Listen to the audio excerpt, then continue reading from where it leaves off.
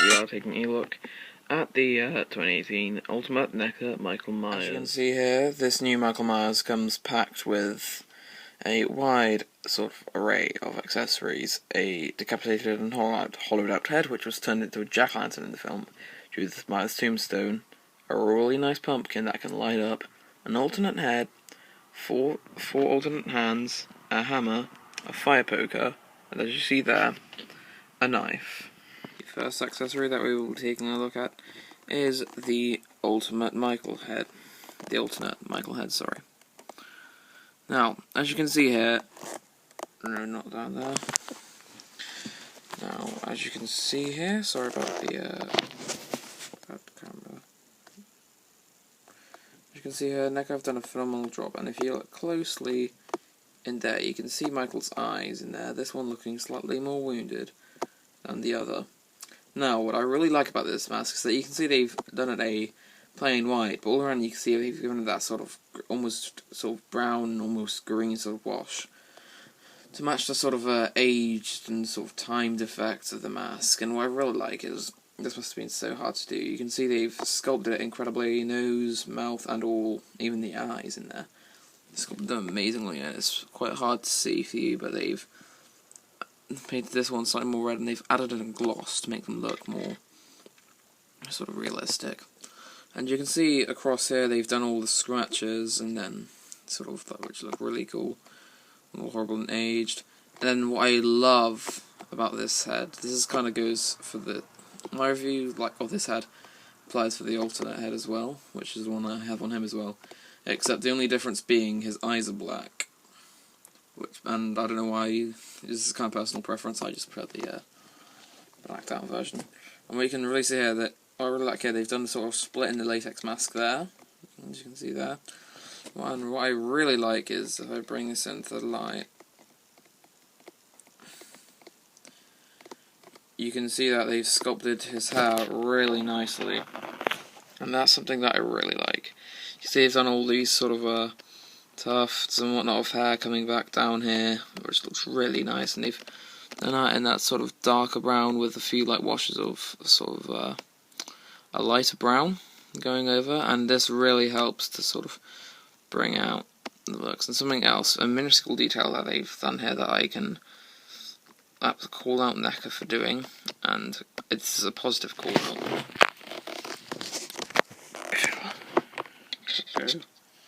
Properly, is the little hole in the neck, the puncture hole in the neck from the 1978 film, where Jamie Lee Curtis's character stabs Michael in the neck with a sewing needle. That, right there, ladies and gentlemen, is incredible attention to detail. Next, we will take a look at the 4 alternate hands that he comes with. The first ones that we will look at, are the relaxed hands. So let's just move these to the side for a second. Now, as you can see here, again, amazing attention to detail. This one goes for Michael's left hand, and has been done with an absolutely amazing job. As you can see right here, the fingernails have been sculpted amazingly. It looks just like a real hand. So if I can sort of swivel it around, but you can see right there all the attention to detail, the smudged blood up here and down there, all these sort of, all the wrinkles in the veins in the hand. It just looks absolutely impeccable.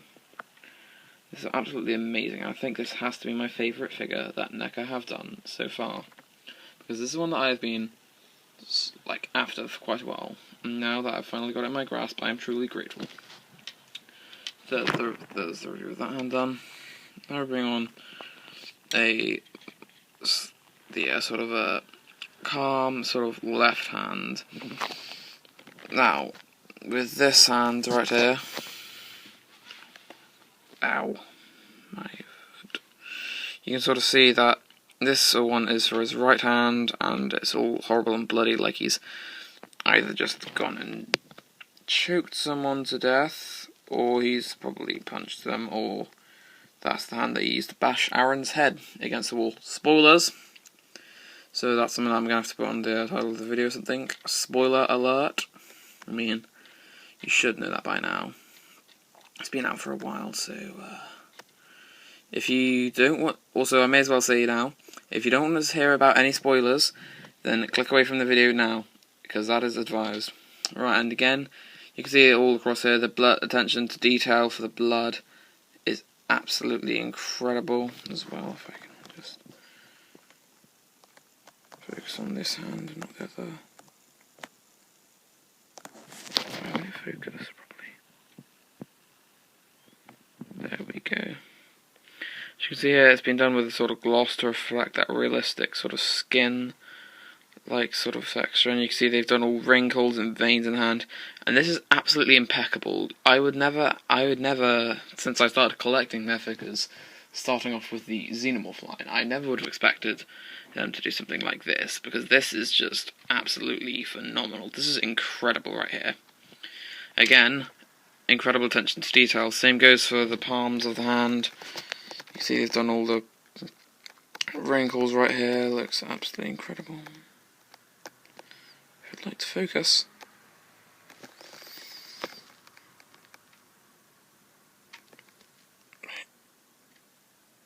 But yeah, you can see attention to detail. Again, it is absolutely amazing. You can see they've done all the wrinkles across here, and it just looks all round incredible. Now, on to the last two hands. First of all, starting off with the slightly less bloody clenched hand for Michael. And these two last hands are left hands, and I have no problem with that, because you know you can't have a Michael without an array of accessories, and I'm sorry if I just had a voice crack there. That was embarrassing. Yeah. Don't know why I did that either. You can see right here again, the sort of vein details again is incredible, especially with all these sort of knuckle details up here. Again, there's that sort of wrinkly sort of texture to the skin to capture Michael's old age, and then you go around the sort of hand. It's absolutely amazing. They've captured that sort of blood detail so realistically. It's unbelievable. They've really sort of perfected it here, especially with all the gloss in it. Like, it's fresh and horrific, just like he's gone to the slaughterhouse and killed a few people. Now, one of my favourite sculpts that I have to have seen for a spare hand for Neca, next to that of the split hand for Jason from Part 5/Part 4, is this hand. If it'll focus... My apologies about this, guys. Right here. I should probably move it back a bit, shouldn't I? Right here, you can see this is an absolutely phenomenal figure. You can see this one is much more bloody than the others, because you can see there's blood right sort of here. Then fingernails, again, have been sculpted amazingly, except... what's wrong? He's missing 2 fingers! Oh, goodness gracious me. Now, if you've seen the film, which you should have at this point, then you'll know by now that in the one scene while Jamie Lee Curtis is attempting to defend herself while being strangled by Michael, she grabs her shotgun, shoots it backwards, and shoots off Michael's fingers. Now, what I really love about this hand sculpt, you can see that they've sculpted it so accurately in detail that they've done all this sort of torn skin here, scarred, and all the sort of flesh peeled back. And if you look carefully there, you can just sort of see some bone coming up. All this horrible sort of fleshy mass, and looks horrible and disgusting. You can even see it more just there from on top. That hand looking all bloody and absolutely covered in blood to the brim. Looks horrible and disgusting, but absolutely beautiful. The next accessory that we are reviewing is the decapitated head that was turned into a jack-o'-lantern by Michael. Now, straight off the bat, quickly move the hammer out of shot. Straight off the bat, we can see right here that the detail is absolutely phenomenal yet again. You can see they've slightly painted the eyebrows here. I mean, that's okay that they've slightly painted it, because you think if Michael's done this to a guy, then he's obviously going to have, like, torn off his eyebrows, which is going to be painful as all heck. And you can see right here, look, watch this, just... Wait.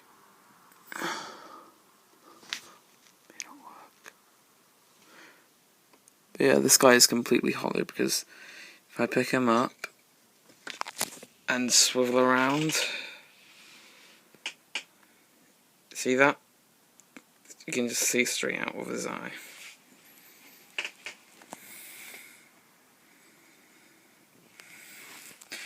And anyway, getting back to the figure, you can see that the detail here is absolutely phenomenal and just disgusting, gory in all of its glory. That rhymes. You can see here that they've done that sort of darker detail down here for these sort of underhead, if it would like to stop being an autismo. You can see here. And see they've sort of sculpted all this horrible, like, roughly decapitated thing here, like Michael's just got his knife and just sort of chopped off, then just probably yanked it off because he doesn't really care about his job. He just wants to kill, kill, kill. And you see up here that even the damage, sort of the tires and that up here continue. And what I really like is that they've done that sort of gloss to it, and you can kind of see that when I swivel it around. Also up here you can see that they've done this guy's hair, and this has been sculpted phenomenally too. You can see it's been done. You can see they've sculpted all the individual little hairs and that, then done it in a sort of darker grey, then gone over it with a lighter sort of grey, almost white colour.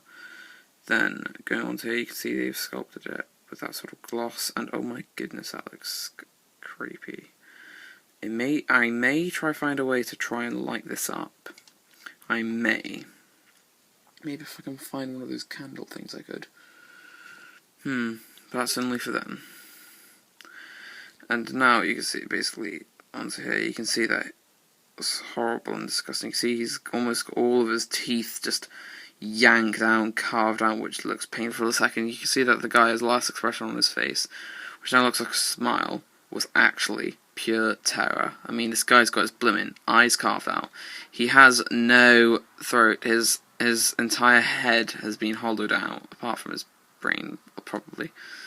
But you can see here that even part of his nose has been chopped away, which is all horrific. And you see the little sort of bone structure in there.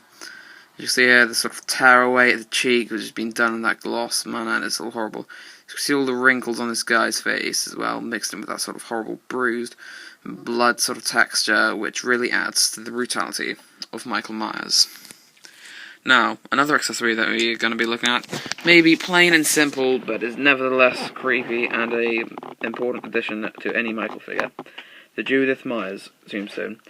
Now, there isn't much to say here, but there kind of is at the same time. Let's try to move that way.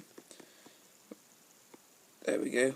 You can see that it's been done in that really sort of nice, sort of stony, sort of grey. Because, I mean, around it, I mean, I was going to say it looks like a plain grey, but you can sort of see that just sort of everywhere around it, there's not really an even amount of, like, each colour grey. It looks perfectly sort of discoloured, like any sort of tombstone or headstone would be, and it looks absolutely amazing.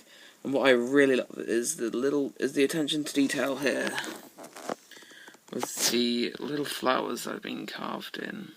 There, see them? There. And there. Looks amazing. And what I really like is the sort of attention to text. Absolutely movie accurate. I mean, if you go look at it, because I can't bother to put an image in, you can sort of see it's accurate here. And the tombstone reads, "Our beloved daughter, Judith Myers, born November 10th, 1947, died October 31st, 1963, which is the fatal day, fatal night, fatal Halloween. This killer was born." No, he wasn't really born, but his psychopathic nature was born. Dun dun dun! Swiveling around to the back, there isn't really much here, just more of that sort of stony discoloration. Same for the base, and sort of there on the underside of it. But that accessory is still, nevertheless, awesome. Now, we move on to one of the cooler accessories. And Michael just died. Stand up, Michael. We haven't got time to be screwing around. One of the cooler accessories over here is this pumpkin. Now, maybe Now, this is the pumpkin. Not sadly, it isn't the original pumpkin. That would have been an absolutely amazing thing to get. Hopefully, someday we can get a Halloween 1 pumpkin with a light up original pumpkin, because that would be something to die for. I'm pretty sure it is, because this thing was to die for, because you could barely even get it. As soon as it was available in the UK, bam, it was all gone.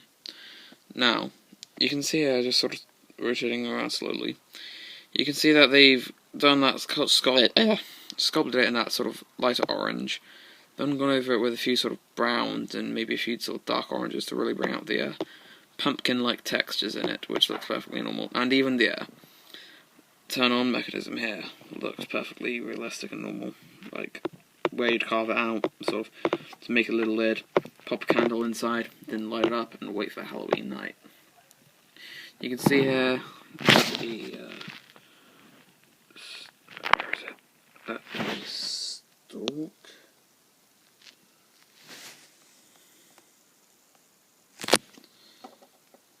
Right, put it like this, of course, because my iPad hates me. Oh my god, just focus. There we go, you can see that the stalk has been sculpted absolutely amazingly too. It's been sort of sculpted in that almost black, sort of with a few like greens and greys over it to really add to that sort of natural look. And the coolest part of this accessory, just watch this. I'll continue videoing. Cut the lights. And then press down.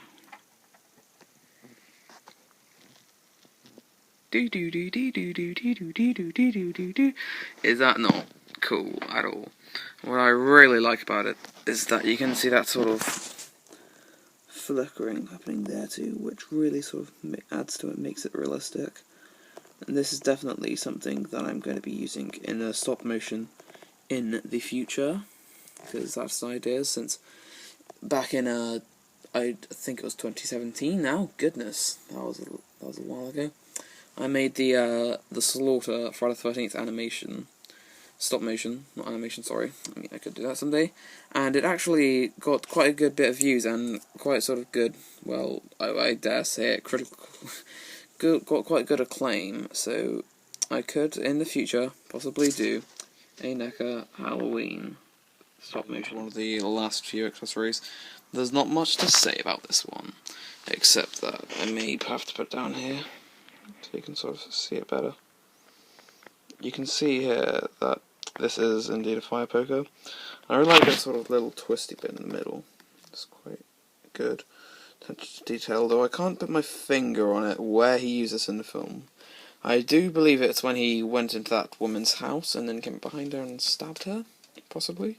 Because I think he stabbed her in the back with this, then went and cut her neck with a knife, killing her instantly and silently, so she couldn't scream at all. Now you can see this has been sculpted amazingly, and this little section up here is the sort of handle of it, and has obviously been made so that Michael can hold it for like whatever you want purpose, like maybe you could give this to Jason or something, except we ain't having any, oh my god, Shelley's dead anytime soon. You can see they've sort of, done this piece of the figure in that sort of darker grey, then gone over it with a few sort of dry brushes of a silver colour to make it look all sort of worn and more realistic, as well as metallic. Sculpting, not much to say here, but it's absolutely amazing as well.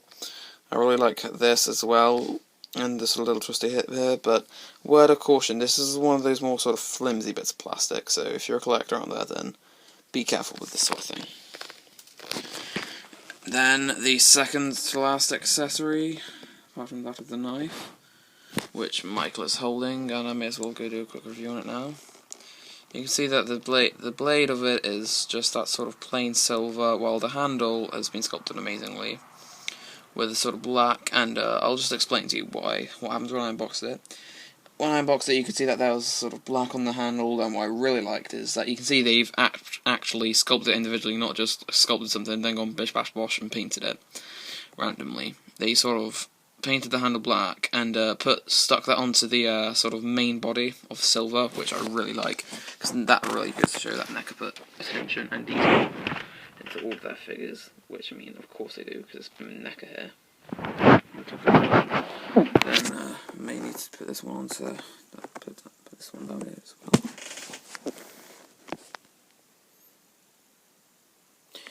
Here we have the hammer that Michael used when he obtained his knife, and in that scene, which is a massive reference to the Halloween 2 Elrod scene, Michael sort of walks down an alleyway into a garage sort of place, and then he sort of walks into the house because the back door was open for some reason. Never leave your back door open on Halloween because you may just get serial killers walking in. I don't know what that accent was just there, but you can see here that the gotta get the pointy stick. You see here that the handle of it has been sculpted absolutely amazingly. All these sort of wood details are going down, really making it look like an actual hammer. And then what I really like up here is for the head of the hammer. They've done it in that metal, but what I really like over it, they've draped it in blood and sort of glossified it to make it look really realistic, like he's just gone boom, boom, boom, and smacked someone's head in, making it look all horrible and gory and just lovely and realistic in all of its bloody glory. Bonus! Just comparing the Michaels from McFarlane and Neca. This is the old McFarlane horror movie thing series. Can't remember what the line was called. But this is the old Michael from them, which and I gave him the ultimate Jason before he's part 4 Final Chapter knife to sort of, because I was like, this is the only Michael figure I had at the time, and he is different from the original figure because what I've tried to do is put some black Play-Doh in his eyes to make him look more like original Michael. And then he came with the sort of orange, sort of brown eyebrows, but because I wasn't too much of a fan of either H2O or sort of the later films, I decided to colour them in grey to make him look more like the original. Even though the hairstyle they went with for him looks much more like the Elrod mask from Halloween 2, ignore that voice crack. It still looks like an amazing figure, but honestly, I think this one really doubles it. So thank you guys for watching, and I will see you all next time. Stay strong, stay happy, and I'll see you guys later.